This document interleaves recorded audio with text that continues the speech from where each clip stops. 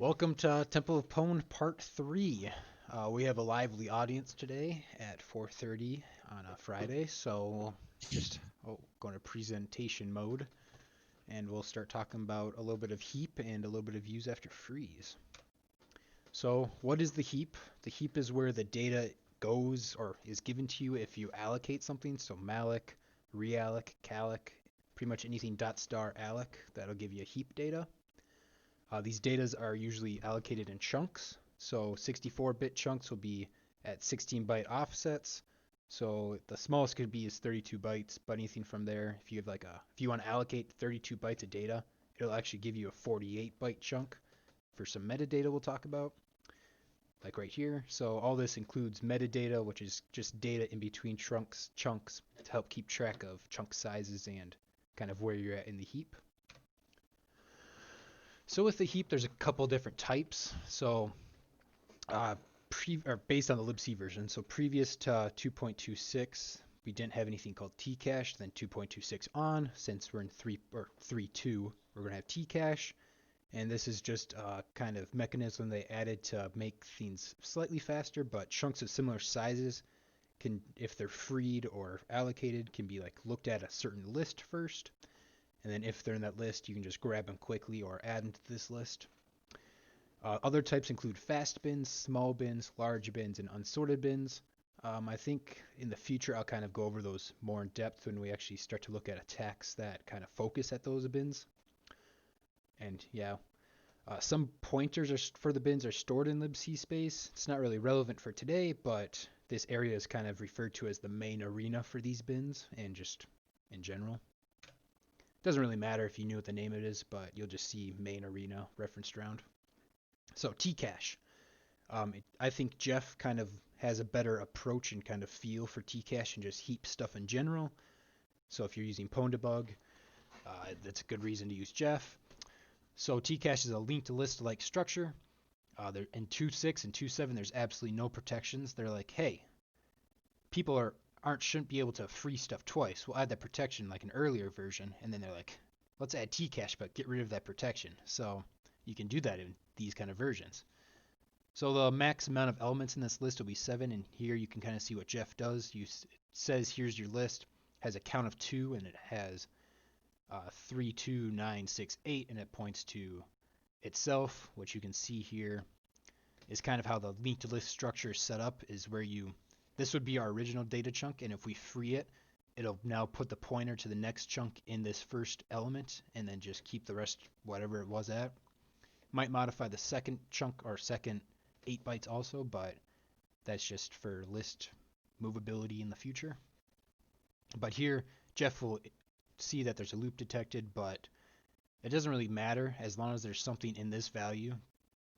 In 2.6 and 2.7, Tcache will just continue to keep using that item down the list.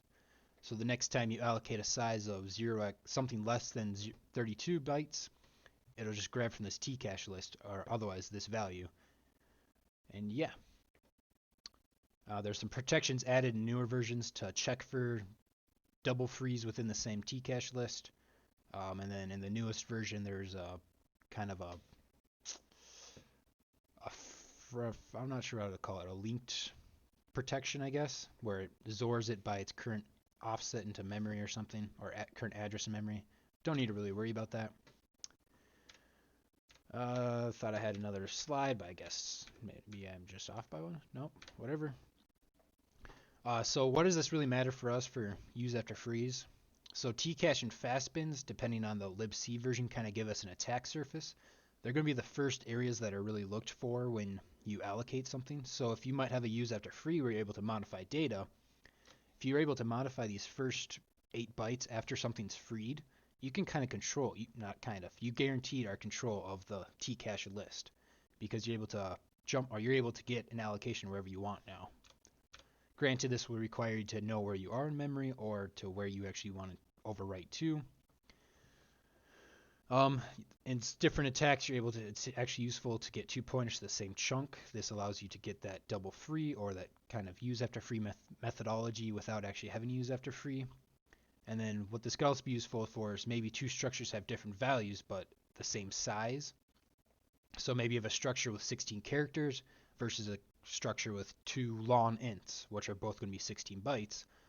So these values could be overwritten on top of each, or will have the same size off Tcache, but which will allow you to kind of get two overwrites, if you know what I'm saying.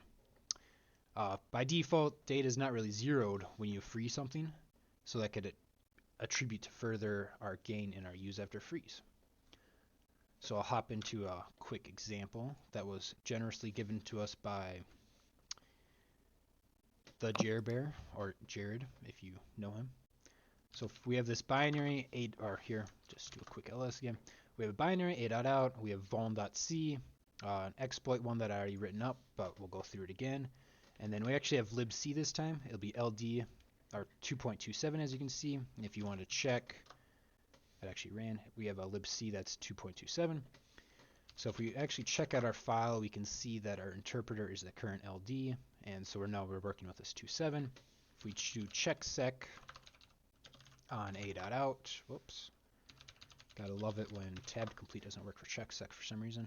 You can see that the run path is our current directory, position independent execution is on, no canary, and then nx is on also. So we need to kind of figure out what we're working with. Let's just, for this one, the audience has decided that we should look at the reverse engineering side of exploits also, and not just straight source code analysis. So we'll kind of go into that. So we just have to check to see what the binary looks like first.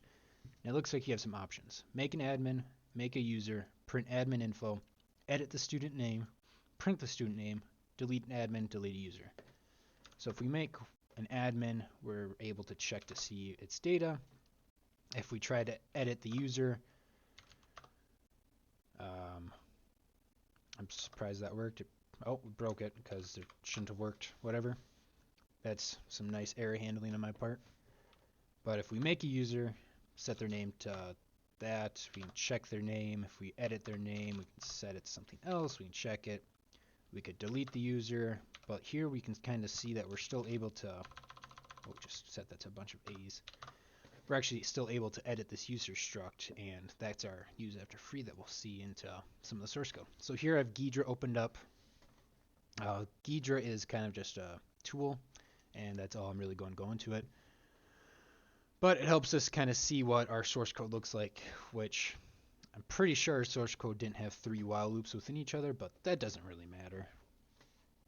Anyways, if we look through this, otherwise maybe if you want to look at IDA, but we'll kind of go through this. We see that our menu's printed out, read in a number. If it's not equal to 1, break. So maybe it's just kind of interpreting the if statement this way, which it's an interesting way for Ghidra to do it, but that's fine. But that means if it is 1, which is, as we saw, make an admin, whoops, we're going to see that we malloc a size of 10 or 16. But since we know the chunk sizes are a minimum of 32, it's going to be 32 when we actually allocate it.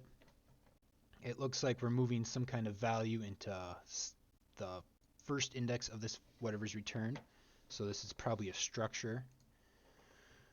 I'm not really great at creating structures in Ghidra or in general in reversing tools, but we can just know that there's going to be, it kind of looks like there's 2 items that we're referencing right now. One is 10, whatever that is, and if we actually jump to it, it's actually the function getFlag. So it's probably going to be the offset from the actual location we're at. And then here we just have admin info, which we know we're able to call, but it looks like we're going to want to call getFlag from the admin side. So now we can go to the next one. It looks like if it is equal to 2, we're going to allocate another chunk that's of 16 bytes, so it's both of the same size. And it's going to ask you what your name is, and then it's just going to read in 16 bytes into what was returned. So if we actually kind of look around at this, oops, going to do that, we can check to see where everything is referenced with local 10, because it looks like it's on the stack instead of a global value. We can kind of see that nothing else is actually referenced for local 10, so it's going to be our value or whatever our structure, maybe it's just a string alone, is only 16 bytes and there's nothing else to it, whereas the local 18 is always referenced with maybe 1 or the current address. So local 18 definitely has 2 values it could have, or 2 byte sections, I guess, whatever. Yeah, next part, I guess. That was probably more confusing than it actually helped. So if it's equal to 3, we're going to call local 18 at position 1, which if we come back here, 3 is the print admin info, and we can see that 1 is actually set to admin info, so that's why that works. 4, it's the edit name one. It looks like we print out that, flush a standard output, just reads it back in, nothing fancy there. Else, if it's equal to 5, checks to see if this is 0 first, and it says if it's been created or not, and then it'll print out whatever string is actually at that location. So it's kind of weird that that crashed last time, because I think local 10 should have been set to 0. Interesting. Doesn't really matter. So if it's equal to 6, if we check back to see what 6 was, wrong button, actually we just scroll up, 6 is delete admin. Looks like we free local 18, and then 7 is delete user, or the student, we can free 10. But what's important to notice is that the local values are not actually zeroed out, so which means those are still going to have the pointer to whatever our allocated region is. So we can actually see this in GDB. Well, not really see most of it, but we can just run it. If we create an admin and create a user, we'll just call it a couple A's. We can check to see with VM map. We can see that our heap is allocated right here. Go into it. I think with our current libc 2.7, we're actually going to be way down here because first it's going to have, I believe, that standard output, which is going to be on the heap. Yep. And I think it would have standard input after. Yeah, that's what it looks like. Looks like 32, which is going to be 2, is going to be standard input of some sort. Probably scanf. I think read is handled differently memory-wise, but down here we can see we have 2 pointers, or 2 like kind of user-looking values. And if we check, we can do print admin underscore info, I think. Yep. And we can see that admin info is at 1D0, and that's where that one's at. And then if we were to print get flag, I don't know what it's called, but whatever. And we can see our next structure of the A's is put right there. So with use after freeze, what the ability it gives us is that if we were to allocate an admin, now the admin's going to be on here. Oops, didn't want to quit, I just wanted to run it again. Allocate an admin, and then free the admin, which is 6, and then check out that heap again, which is going to be a different address because of ASLR. Actually, probably wouldn't be because GB kind of saves that for you. But we can see that we still have this admin address right here. Or not this admin address, this admin info function right here. But this first one is zeroed out, and that's just how Tcache usually handles it. And if we were to check it, heap bins, we can see that now this value is actually at the Tcache. And if you wanted to figure out like what how Jeff is actually kind of working with this, it actually is checking the value at the start of the heap. And you can see that there's a 1 here because that's the smallest possible chunk, and that's at the beginning of our heap size that it allocated. And then here's actually the list for it. So if we were to change this, Jeff would say the heap bin is something else, and you actually be able to control it. But that's not really our attack surface right now. But what's important is that this 5551D0 is still there. And if we were to allocate a user and then put their name to 2, 4, 6, 8 A's. I didn't press enter, I pressed Control D. That's the kind of keyboard way to say end of file. And we need to do that because if we sent in, when we're creating a user, check up here, it's using read, where if you put a new line or an enter, the enter will all be put into the buffer, whereas you put Control D, it'll just kill your buffer right there. So if we check out our heap again, we can see now that we have 6 A's, or 8 A's, and then the function admin info. So if we wanted to like just test our hypothesis to see if we're for sure overlapping chunks, I'm going to send in a garbage value just to see the menu again, and then we want to print the admin info. Now that'll still work because that's right there. Guess not really print admin info. There's no way for us to kind of do what I was thinking, because I think edit it, but if we were to overwrite that admin info and then print it out, we actually crash because we overwrote what was getting called right there. And if we check RDI 0 for some reason, yeah. But this kind of allows us to, since we're able to print it out and we saw it earlier, right here, we actually have this printed out. That's actually our function offset that we actually now have a leak to. So if we were to leak this, find the base for our actual binary, and overwrite now the second value with our get flag, we're actually able to get the flag quite easily. So let's do that. We'll do x.py, because I'm lazy, from pwn import everything. P is equal to process of a.out. Here I'm going to do a pro gamer move, is what they like to call them. Say binary is equal to elf of a.out. So this will allow us to access the symbols from this binary. I'm going to create a temporary function just called send. We'll say b. A lot of this binary, when you run stuff, it has the colon, or not, the colon right there before your input. So you're actually able to just say send after that. Otherwise, you might get some breakup stuff when you try to read in later. So I just like to do p.send line after colon b. So now I don't have to write this whole line every single time. And then another one we'll need in the future.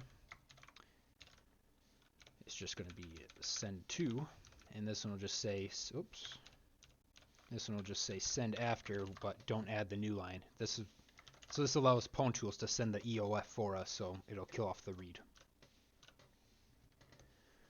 So first we need to send. Let's create a user.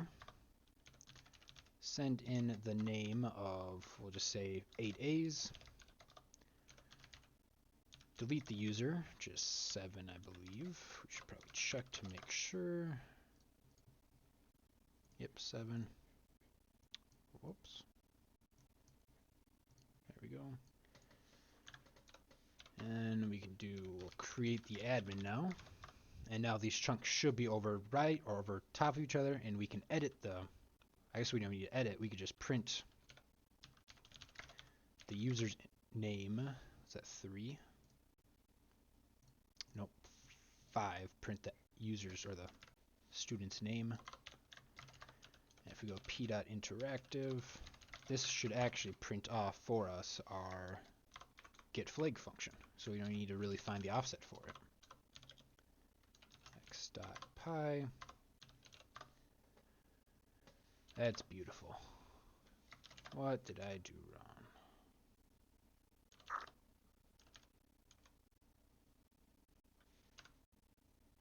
Did it not start in the first place? Oh. Let's get rid of those and just say send. Not sure why that would cause problems, but it did. But here we can see we have this. This is exactly what we wanted. But for some reason we're still getting a bunch of stuff printed to the screen, which it shouldn't have, because the send line after should have read those in. I'm a little too lazy to figure out what the problem is though, and it's not really too important to our problem. So we'll just say get underscore flag is equal to p.read until new line character, but first we're going to do p.read until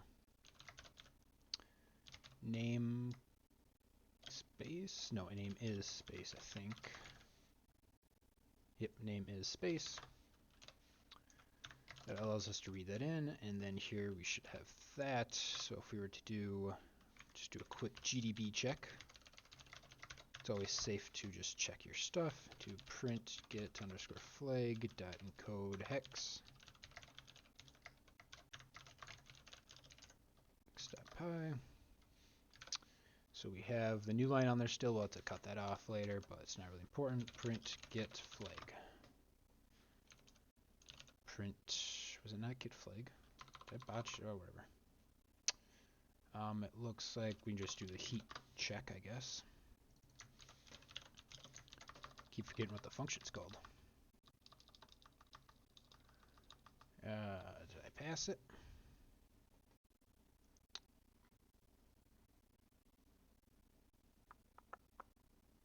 Interesting. Where's it at? 411. Oh, it's way down there. It's even further down still. There it is. For some reason, it just opened up an even larger chunk than usual. So the actual function is going to be at 55B396 39 F1 A5, which exactly we have in little endian form, so it's backwards. So what we could do is say, get rid of that new line.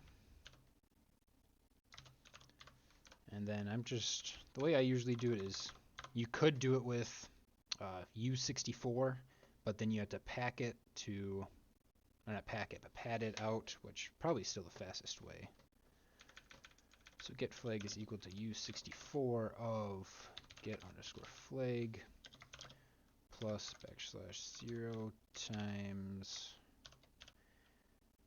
I think actually if we do, whatever. That was actually working. Why'd I delete it? Get back up there. Plus \0 times 8 minus the length of get flag. Otherwise, you could have reversed get flag, or encoded it to hex, and then decoded it from int or into an int, which is usually the way I do it, but it doesn't really matter. See if that worked. That looks pretty good so far. Actually, let's do info functions. Oh, just get flag, no underscore. That's way faster. Okay, 5, 6. That looks right to me. Perfect. So now we have our get flag, and all we really need to do for this is just say send 3, because we want to edit, send 4, because we want to edit our name, and we'll do a send 2, just say edit our name, but because we want to send exactly 16 bytes, and if we send any more, it'll actually crash our buffer, or crash the program itself. So we want to p64 of get underscore flag. This will pack it for us, and just do that twice. So now if we run this, assuming everything is correct, if we check out the heap, oops, x/16 gx, way down here, we can see that it didn't work. That's fantastic. Why not? Oh, I've got to continue. So I think it just didn't read in correctly. Gotta start closing these also.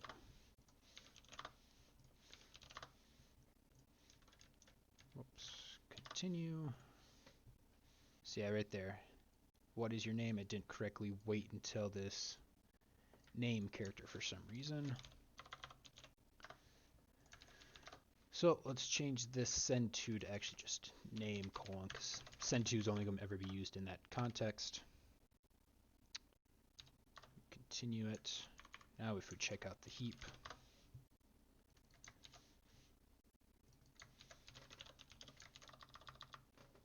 scroll down, we can see that both of these are set to the same thing, which should be our get flag function. So now if we were to call or have our admin print their info, we should get the flag if I continue. And look at that, we did. So that was the quick method, or quick and dirty method, of use after freeze and getting execution in a way that they don't want you to, or it's not meant. And here we can look at the source code. Now that we actually have the exploitation working, we can see that we are right on the structure, and then the characters being 16, and it just creates the admin, creates a user, creates a student, calls the admin info, edits the username, student name, prints the student name, and then just freeze. And when this first came out, when the challenge was first originally created, what was different was that there was a student info function, and then I think it might have just been student info. I don't know, remember, but the student info function was overlapping where the flag function would be. So if you were to get just those two chunks overlapping again, you could just call the student info and it would call the flag. But with this, we have an ability to go even further now. So it is nice and cool to have the ability to call that function, but do you know what's even better? That's right, getting a shell. Getting a shell. Yes. So let's modify this a little bit to actually get the shell. So there's a couple different ways we can approach this, but what we're going to do is actually just take this, and since we saw that in our check sec of a.out pi is enabled, we already have the offset for that, but that's fine. But partial reload is enabled or set, so we actually are able to overwrite the got, which is a much more preferred method than having to leak libc and then overwrite something in libc to get an execution. We're going to leak libc no matter what, but that's not the point. But if we look at our disassembly again and we kind of look around a little bit, we kind of notice that we need something that we can control if we're going to do this. So we can actually control the but the kind of data that's at these locations, right? So if we have a user, we're able to control what's actually written to them. So if we're able to free them and change freeze got to system, we can actually just call system bin sh or something like that. And that's going to be our method of attack for this. So we're going to need get flag still, but instead of actually carrying where it's at, we're going to say base is equal to get underscore flag minus binary dot symbols of get flag. What this allows us to do is get the base of that. So now we can say something like free. Actually, before I want to do that, I want to. Oops, did I delete the? Yep. I actually want to check to see what the got looks like. We could do it in IDA quite easily, I guess. Just check to see where they're referencing it, and this is what the got will look like. It'll be free puts printf read malloc flush, and that's actually fine enough for us. So if we go in here, we can do base that. We do free is equal to base plus binary dot symbols at got dot free.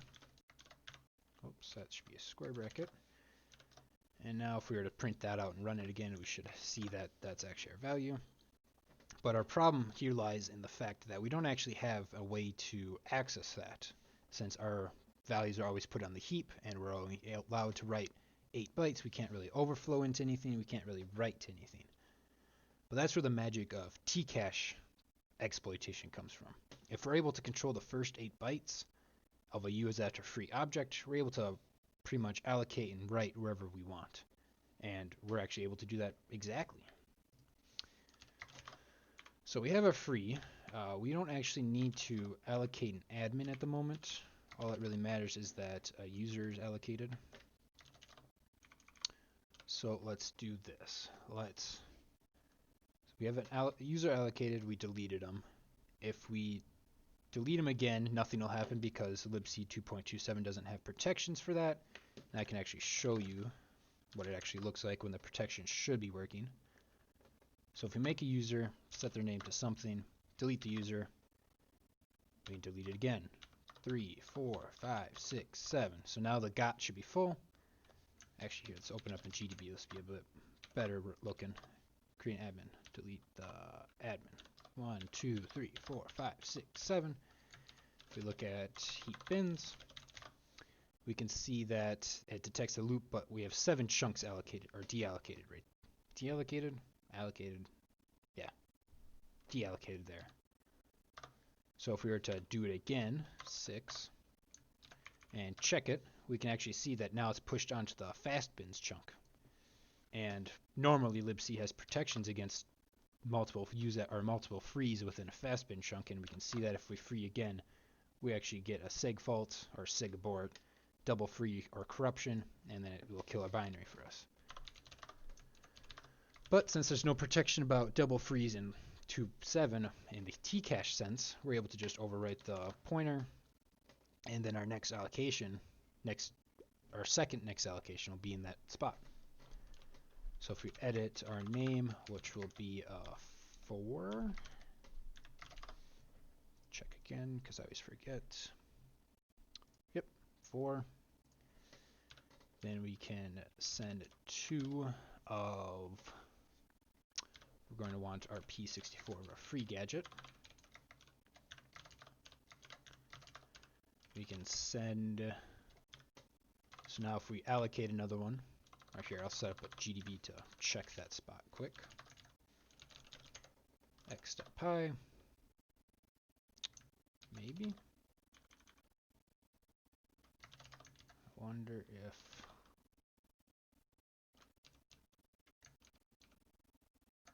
should have been 4. Yeah, wasn't it 4? Yeah. Why did that? Just trying to listen. We're just waiting for something to come in, but I don't know why. I'm guessing it has something to do with either the base. So here, if we print out the hex of the base. So yeah, we're getting stuck before then. And it's probably right here. That's why. Because we're not actually leaking it yet. So that's why we needed the admin still. So we still need to leak all that stuff. So create admin, send 5 to print out the admin stuff. There we go. That's better. So now I kind of lost my train of thought, but so if we do heap bins, oh, there we go. Heap bins, what? Shouldn't it be there? Oh no, it's not going to be there because we allocate the admin. Alright, so let's free the admin. Send 6. There we go. Continue it, heap bins, and we can see that that address actually points somewhere else. And if we check it out, so this is where the top of the T-cache is. Should check it out actually to see where we're actually at in memory. So remember that this points to the beginning of our list, which is going to be that address. And we can see that this is overwritten with, if we print out the got, we can actually see that's the address for the free pointer. So that's why the list kind of thinks it keeps going. So it's going to point to the free address, and then it's going to point to the actual address that the free function is located at, and then it says it's corrupted because that's not a real value that we can access function-wise. But we know that works. So if we actually continue and say we make an user, or make an admin. That's, oh no, I killed the wrong one. Okay, run that one more time. Continue, make an admin. I can check the heap bins again. And we can see that the last one was taken off, and now the next one points to our free address that we want. You may notice that the count is now 0. This doesn't matter in 2.7 because as long as they think that there's an address on the T-cache list, it's going to use it. In future versions, I think starting at 2.9, maybe 2.8, the count actually matters, and it'll first check to see if there's actually a chunk valuable or actually available in the count, and then it'll go from there. But we don't really care about that. So if we were to make a user, name it A, I killed it because I made too many, and we check our got, we can actually see that free is now overwritten because we effectively just got our chunk exactly at that location. And the reason it crashes is because I overwrote into puts, and then that's not the address that puts wants. But it works for us. So if we free that chunk, create another admin, create another user, and then create this user to, I want to send to, have, let's say, doesn't really matter for us, but we're not going to want to just do that quite yet because we can't send in nothing into read. It still wants at least one character before you kill the buffer. So if we just do the got, we'll send in the character just 50 or 0x50. So I can redo those. Send in 0x50. So this way our free address will still be the same when we print it. And so that chunk should be overlapping it. So now if we want to print out it, we'll do 5, and then we just pretty much copy this exactly. Because it's going to be the same. So get flag, we'll actually change this to system. And then we'll do at the system, binary symbols free. We'll change this binary to libc, and we'll open up the libc the same way. The reason I don't like to do that just right away is because it actually takes a little bit for libc to be read in, and just time taken away from your exploits. So.6. So if we print out system right here, we should be able to see that this chunk should be system, if I'm correct. Looks like we didn't. There we go, print system. And it looks like we're off a little bit.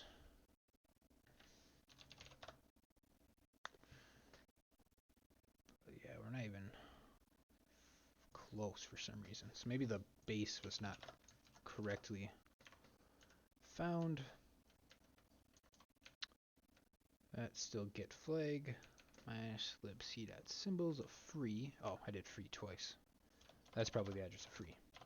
System. Oops, little is really, whatever. Print system. And that looks correct, so we now have the address of system. So all that's left is to overwrite it. We can do send 4, send 2 of P64 system. We don't want to go any further because any further than that's overwriting puts, and that'll break it for us. So now free is equal to system, but at the moment we don't actually have anything that will allow us to print, or not print, but allow us to get the correct free we want, I guess, or correct system call, because we need system bin sh. But right now we don't actually control anything that has bin sh in it. So we have a couple approaches we could do with this. We could try to allocate something else, but that probably won't work because our list is completely borked, and this will be the next address that's allocated, but this is going to end up in this chunk, which isn't writable, so we can't really allocate anything else and then say that. We could allocate an admin chunk before we do this stuff, as in when we first allocated it earlier, which we did. Then we could free it, allocate a user, overwrite it with bin sh, so admin now points at bin sh, and then our next allocation of user will be the free, which I think would be the easier. Or we could just say let's allocate free minus 8 because it's not really important to us, and then we'll just have to find, when we print it out and write to it, we'll just need to be 8 bytes off when we do this calculation right here. But I think this one will be the easiest, is when we allocate the admin again, which should be right here, it looks like. Yep. So allocate the admin, delete the admin, 6, allocate a user for it, and that'll go in that spot. 2, send 2 of bin sh, make sure it's a null byte, which I think a new line should work, but I'm not confident on that. And then we don't have to free it again because if we just malloc, it'll just overwrite it. So this should give us exactly what we want. Now if we were to check out the heap bins, that's not what we want. VM map x16gx, go all the way back to, oh, did we pass through? That was fast.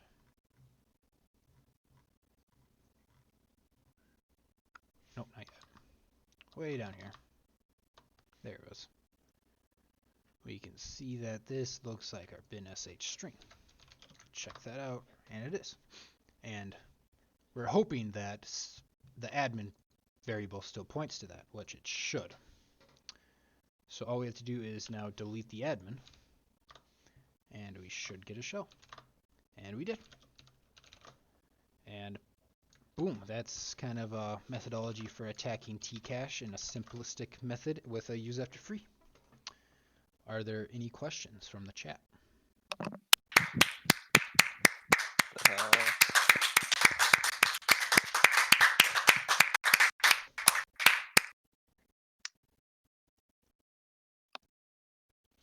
I mean, yeah, I got some questions. Okay. So the Tcache list is in the same place every time, and then the offset is in libc, you said, or something about the main So arena? the main arena, which you don't need to worry about right now because that's more of, so when you do heap bins, if you look closely, you can see that it says unsorted bin for arena is at this location, which all these point to the same location right now.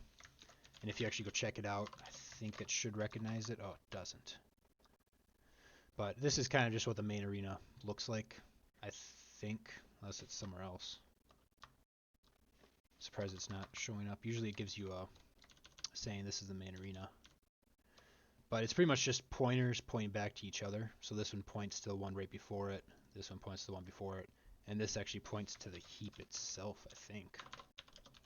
Saying, hey, this is where the heap's allocated. Actually, that points to the end of the heap for whatever reason. So don't really worry about the main arena point, but it is correct that the actual list for Tcache is located at the same spot, and it's always going to be at the top of the heap. So it's always Okay, going to be and this first spot. the heap is a min heap? You said smallest first? This is heap as in... what do you mean by min heap, though? I don't know. You said like this was the smallest one, so it was at the first. Oh, So I figured that was some kind of... so when I meant the smallest, so if we do heap bins, right now it thinks the size is 255.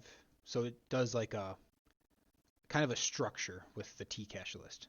So these first 64, 32 bytes, we'll just say this is for size of 20. This is for size, the first byte is size of 20. That's how many counts are on that list. The size of 30 has 0. Size of 40 has 0. Size of 50 has 0. So if I was to allocate and free a size of 50, 0x50, this byte would have the value of 1, and then 30, 40, Okay, so 50, this would be the filled in with its sort of by address. size then. Yeah. Okay. Another question. You had to leak git flag because it's pi, right? Yep. Since pi is on, we need to know where the actual get flag function's at. All right, I got one last stupid question. So No stupid why? questions. No, there are stupid questions. Why was overwriting the heap overwriting the GOT, right? Like, why does freeing it give you the ability to overwrite something like completely different in memory? Like you didn't. So You over. Yeah. so I overwrote the free got, right? Yeah. How did you? How did overwriting, like putting 2 in the Tcache list, overwrite the GOT? So if I look right, set a breakpoint right here. So at this point we deleted the user, delete the admin, which they both point to the same spot, so it doesn't matter. So now our Tcache has our pointer to it, right? Sure. We're going to edit the name. Well, don't say sure here. I'll go show you for sure. Okay. We can do heap bins, and our list right now is empty for some reason. Heap bins. Now our list has 1 because we freed the element that was there. So right now both admin and user point to this spot. which is right now it's 0 because there's nothing else on the list. So what we're doing is we're going to overwrite this chunk, or this first 8 bytes, and that's going to make Tcache think that there's another chunk ready to be allocated next. And we can. And that chunk happens to be at the GOT. Yep, and that's where we Okay, want it to allocate. I see. So if we check out heap bins now, which I need to continue first. Go to our chunk, which that's now free. Looks like we went one too far. Let's go before we allocate that. Heap bins, go to this chunk. So we can see that what's right here is actually the GOT address for free. So it's going to, when our next allocation happens, it's going to take this value off the stack, which is our entire chunk right here. But then it's going Off the stack? like off the Tcache stack, I guess. Okay, good. Yep, not the actual stack. It's going to take this value off this list, and then this one's going to be the next value on the list. And if we wanted to, we could see that the list at the very top will actually be changed to this value. But I don't think it's that. I mean, unless you want to see it. No, that's cool. I understand the premise now. Yep, And then so all you then- did was overwrite puts and pass bin sh to system and free shell. Yes. That's very cool.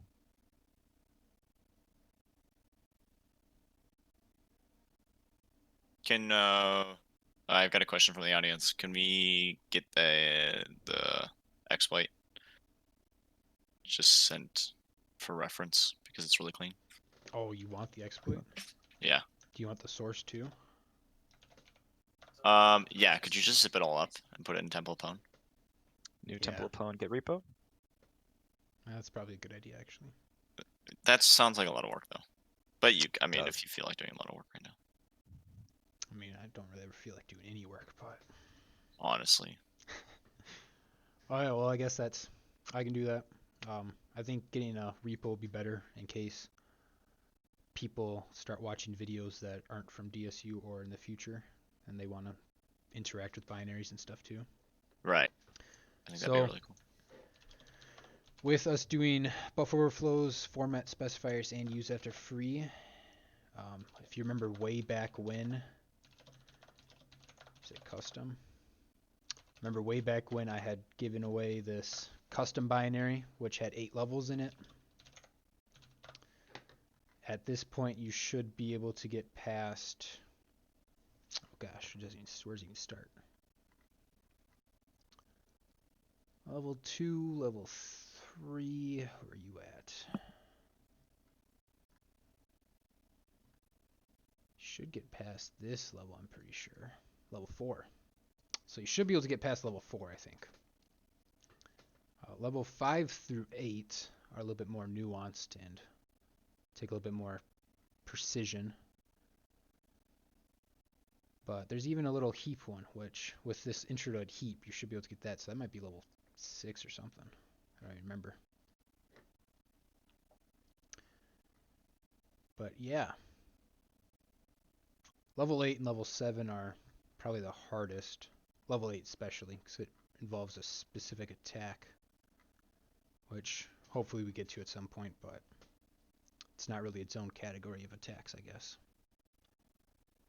But thanks for watching, and I'm going to stop the recording.